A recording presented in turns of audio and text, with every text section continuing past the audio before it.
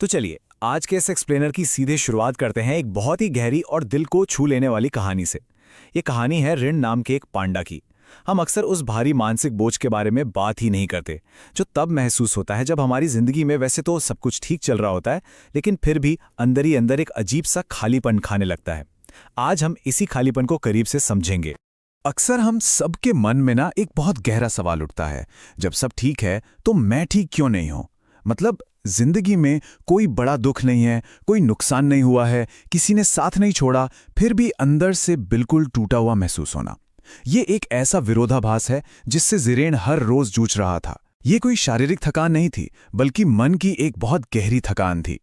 Section 1, खालीपन का बोझ, अस्तित्व का चक्र।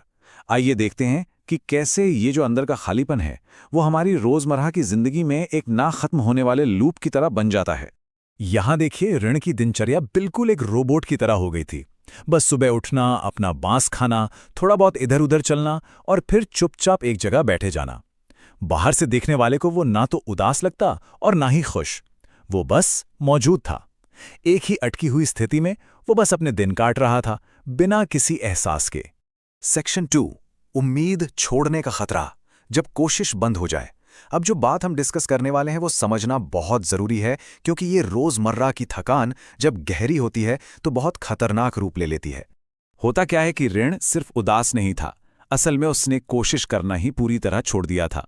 कहीं भी नई जगह जाने का उसका कोई मन नहीं करता था और दिमाग में ये बात बैठ गई थी कि कुछ भी कर लो, क्या ही फर्क पड़ता है।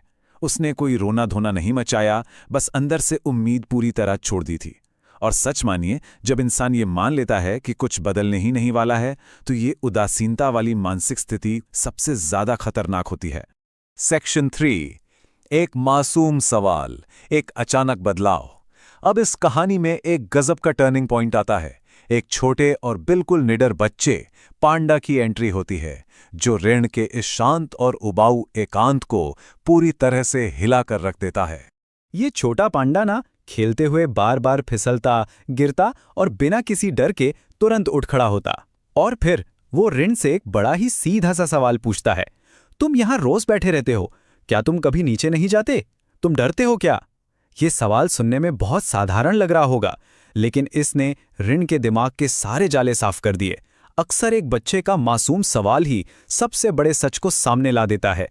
और बस यहीं पर ऋण को एक ऐसा सच समझ में आया जिससे उसे खुद पर एक गहरी शर्मिंदगी महसूस हुई। उसे अचानक ये एहसास हुआ कि वो थक कर आराम नहीं कर रहा था, वो दरअसल छिप रहा था। उसने उस जिंदगी से हार मान ली थी जिससे उसने उम्मीद ही छोड़ दी थी। ये समझ बहुत भारी थी कि वो इसलिए नहीं रुका था क्योंकि वो थका हुआ था, बल्कि इसलिए रुका था क्योंकि उसने हार मान ली थी। सेक्शन 4, चक्र को तोड़ना, आगे बढ़ने के छोटे कदम। अब देखते हैं कि इस बड़े एहसास के बाद ऋण ने बिना किसी बड़ी उम्मीद के इस उदासीनता के चक्र को तोड़ने का फैसला कैसे किया। उसने रातों रात कोई बड़ा चमत्कार करने की कोशिश नहीं की, खुद से कोई बड़े बड़े वादे नहीं किए कि अब वो अचानक से बहुत खुश रहने लगेगा। उसने बस एक ही चीज तय की, अब भागना बंद। वो पहाड़ से नीचे उतरा, एक एक कदम करके।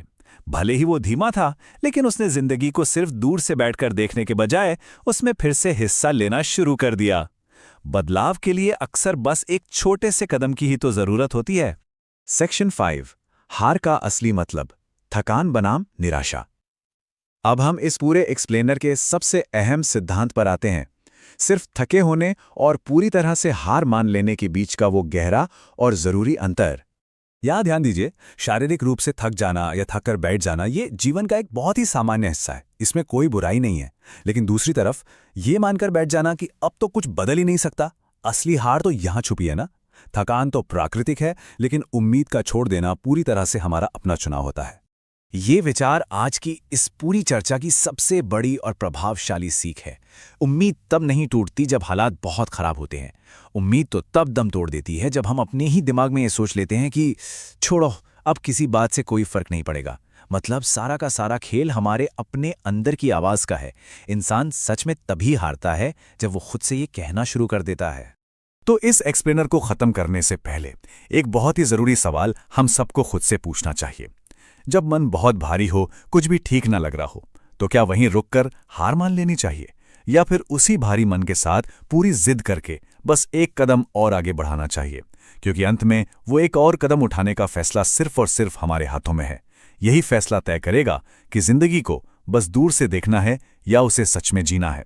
सोचिएगा जरूर।